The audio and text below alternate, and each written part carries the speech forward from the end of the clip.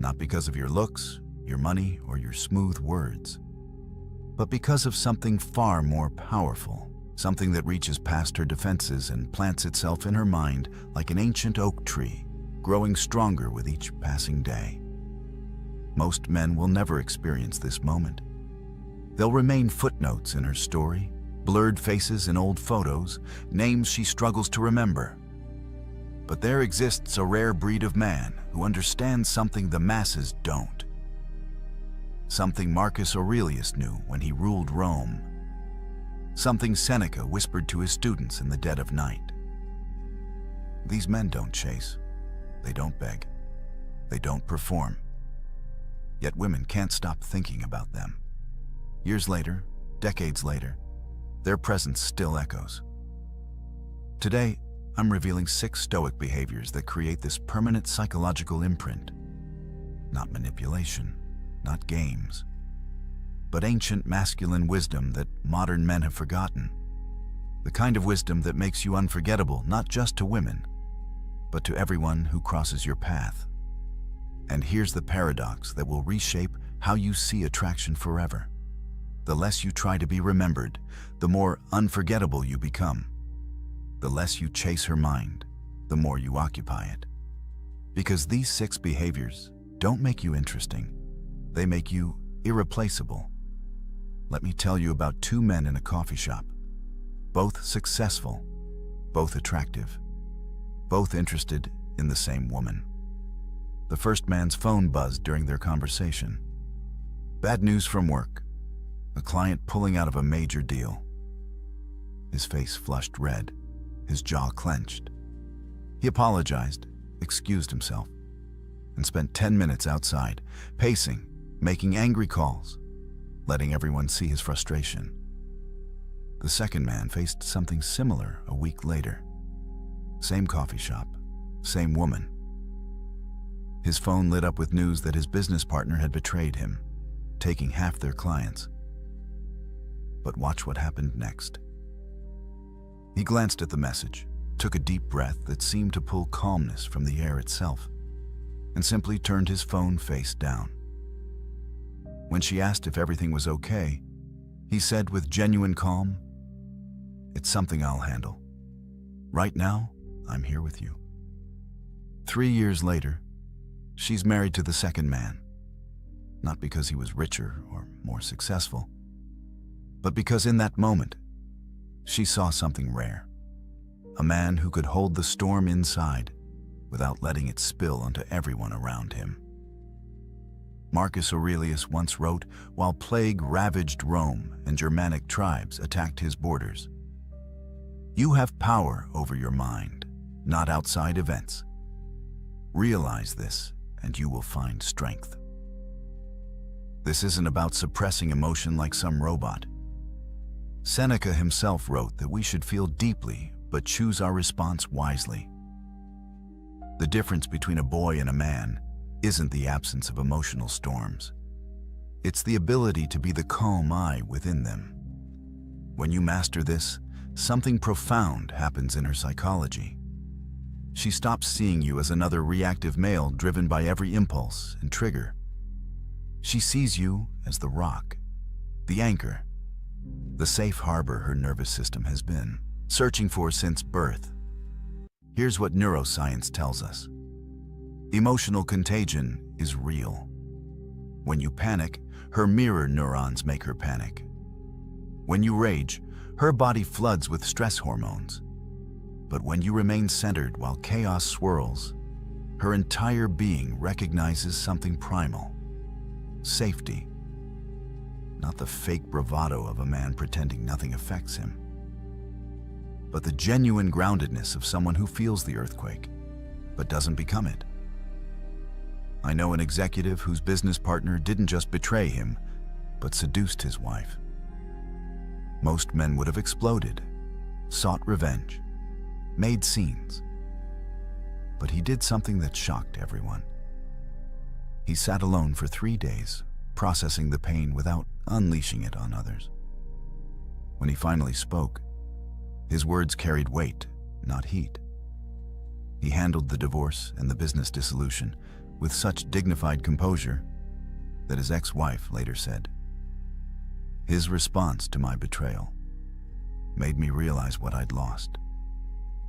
She thinks about him still, not with guilt, but with a respect that borders on awe, because she witnessed something most never see: a man who could be wounded without becoming weak, hurt without becoming hostile. This is the first unforgettable trait, not the absence of emotional storms, but mastery over them. Now let me tell you about an experiment that will change how you see every interaction. A restaurant, candles flickering, two people on a date. The woman is telling a story about her childhood, something vulnerable about her father's absence. The first man she dated would nod while scrolling his phone under the table, offering hollow responses. That's crazy. Wow, really? His body was there, but his presence was scattered across emails, texts, sports scores. The second man did something different. He turned his phone completely off. Not silent. Off. When she spoke, he leaned in slightly, his eyes never wandering to other tables, the TV at the bar, or the waitress walking by. He asked questions that showed he wasn't just hearing, but absorbing. How did that shape how you see trust? Do you still feel that way? Time seemed to slow. The restaurant noise faded. For those 2 hours, she felt like the only person in his universe. Epictetus taught that attention is the highest form of generosity we can offer another human. Think about that. In an age where everyone's mind is fragmented across 15 different screens, pure presence has become the rarest gift. When she's with you and feels your complete attention, not the leftover scraps after you've fed your distractions, her psychology shifts. The female brain, wired for emotional and social connection, recognizes something extraordinary. You're not trying to be somewhere else. You're not performing presence while mentally rehearsing your next meeting. You're actually there, fully, completely. This creates what psychologists call limbic resonance. Two nervous systems syncing, creating a bubble of connection that she'll remember long after you're gone. Because here's what most men don't understand. Women don't remember what you said. They remember how present you were when you said it. Presence beats presence every single time. Watch what happens when you master this. She starts opening up in ways that surprise even her, sharing things she's never told anyone. Not because you're prying or pushing, but because your presence creates a safe container for her truth. She'll lie in bed months later, thinking about that conversation, wondering why she felt so seen, so held, so understood. It wasn't magic. It was presence. The kind of undivided attention that's become extinct in modern dating. The gravitational pull that makes her feel like she's the sun in your solar system, if only for that moment. And that moment becomes eternal in her memory. There's a test women use that most men don't even know they're taking. She'll push against your boundaries, question your decisions, challenge your standards, not because she wants you to break, but because she needs to know if you will. The man who bends to every emotional wind, who reshapes himself to avoid conflict, who has no line he won't cross to keep her happy, this man becomes forgettable before the relationship even ends. But let me tell you about Marcus, not the emperor, but a tech founder I know. He was dating a woman who wanted him to fire his female assistant. No real reason, just insecurity. Most men would have caved, choosing peace over principle. Marcus did something different. He looked her in the eye with complete calm and said, "I don't abandon people who've been loyal to me based on someone else's insecurity. That's not who I am." She left him, but here's the twist. 2 years later, she called him crying, saying leaving him was the biggest mistake of her life. Why? because every man after him folded like paper at her slightest displeasure. Seneca wrote about being like a rock in the ocean. Waves crash against it, storms batter it, but it remains unmoved, not from stubbornness, but from knowing what it is. This is what women actually test for. Not your willingness to fight, but your unwillingness to compromise your core. When you have values that don't shift based on her moods, something profound happens in her psychology. The testing decreases, the respect increases, and most importantly, she feels safe. Not the safety of weakness that says yes to everything, but the safety of strength that can say no with love. The biological truth no one wants to admit is that attraction isn't built on agreement. It's built on polarity. When you become whatever she wants moment to moment, you cease to be a distinct entity. You become an extension of her, and nobody is attracted to themselves. Your values, your unshakable principles, your lines in the sand, these create the masculine frame she can dance within. I watched a man walk away from $10 million because the deal required him to betray a partner who trusted him. His girlfriend watched him make this choice. She saw him choose integrity over wealth, character over comfort. 5 years later, married with children, she still tells that story. Not about the money he lost, but about the man he proved himself to be. That moment of principled decision became the foundation of her permanent respect. This is what modern men miss. They think being understanding means having no standards. They think love means infinite flexibility. But watch what happens when you stand firm in your values while remaining kind in your delivery. She might resist in the moment, but she'll respect you forever. Create your code. Not rules for her, but standards for yourself. Lines you won't cross regardless of who's asking or what's offered. This isn't about being rigid or unreasonable. It's about being a man whose word means something, whose principles aren't negotiable, whose character doesn't fluctuate with circumstances.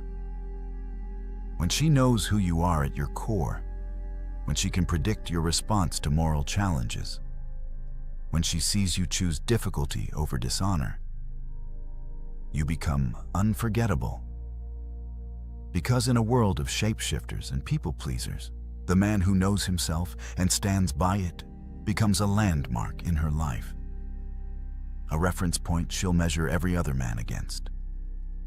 Here's the moment that changes everything. She's telling you about her father's death, or her struggle with anxiety, or the promotion she didn't get. Tears well in her eyes. Most men do one of two things. They either shut down, becoming stone-faced statues of discomfort, or they scramble to fix, offering solutions to problems that don't need solving. But the unforgettable man does something different.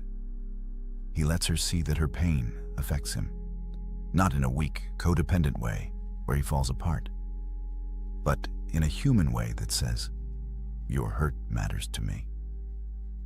His eyes might soften, his voice might catch slightly when he responds. He shares his own moment of loss, not to compete, but to connect. Marcus Aurelius, the philosopher-emperor who could have claimed divine status, wrote openly about weeping when his mentor died.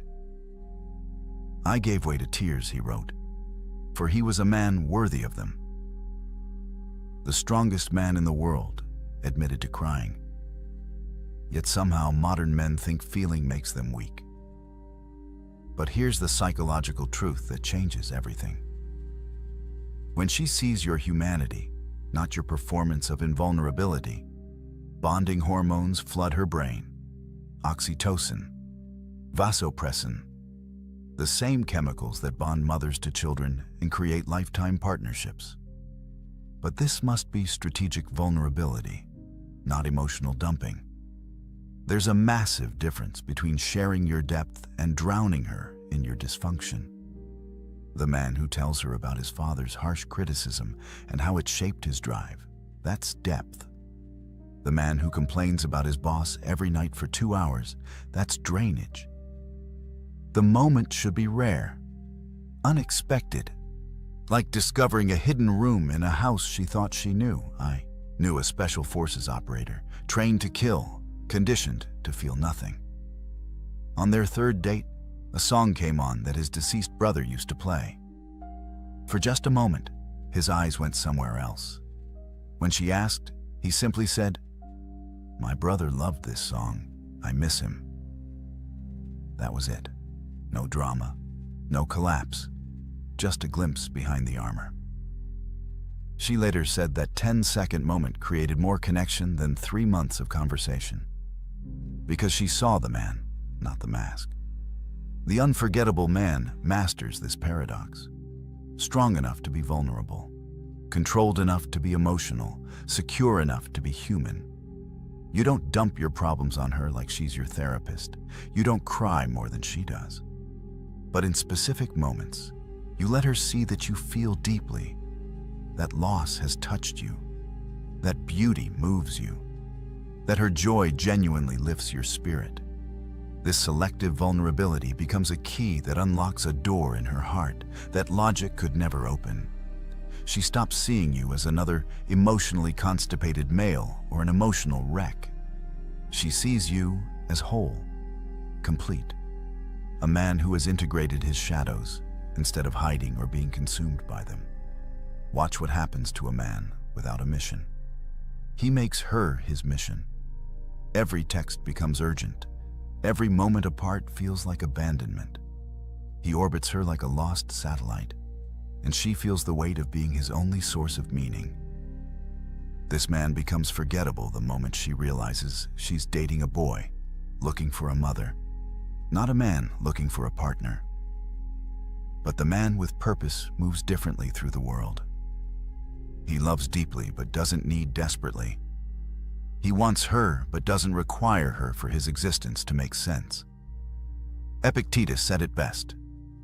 First, say to yourself what you would be, then do what you have to do.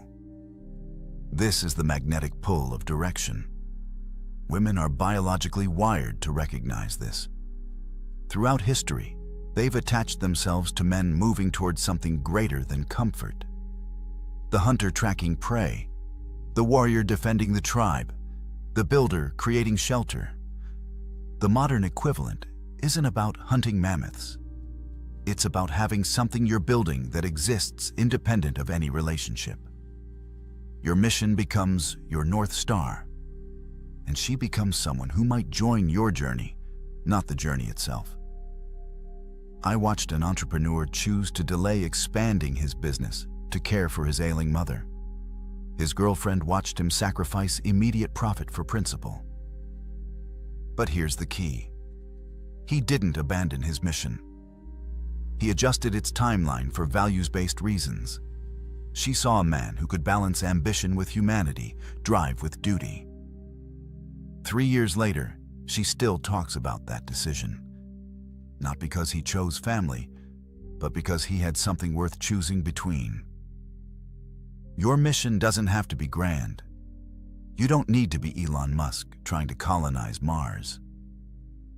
But you need something you're moving toward that would exist, whether she's there or not. A business you're building, a skill you're mastering, a cause you're serving, a legacy you're creating. When she sees you have direction independent of her presence, her role clarifies. She's not responsible for your happiness. She's not the source of your purpose. She's someone who might enhance your journey and you hers. This creates the kind of healthy polarity that keeps attraction alive for decades. She can be feminine because you're handling the masculine burden of direction. She can flow because you're providing structure. She can trust your leadership because you're actually going somewhere worth following. Build your personal philosophy. Not what sounds good, but what you actually believe, what you stand for, what you're creating, what legacy you want to leave. When she asks about your dreams, and you speak with the fire of genuine purpose, not rehearsed ambitions but real direction, she feels something ancient stir. The recognition of a man worth following, worth supporting, worth remembering long after paths diverge. The waiter brings the wrong order. She watches, not the waiter, but you. Your response in this 10-second window reveals more about your character than 10 hours of conversation. The forgettable man either explodes with entitled anger or dismisses the waiter like furniture. The unforgettable man does something unexpected. He treats the mistake with grace, maybe even humor, speaking to the waiter like an equal, not a servant. This isn't weakness. This is strength so secure it doesn't need to dominate those it could. Seneca wrote, "Every new thing excites the mind, but a mind in its right state should be ready for anything." The man who's kind to those who can do nothing for him shows a nobility that money can't buy. Modern men get this backwards. They think kindness is weakness, that being good is being soft.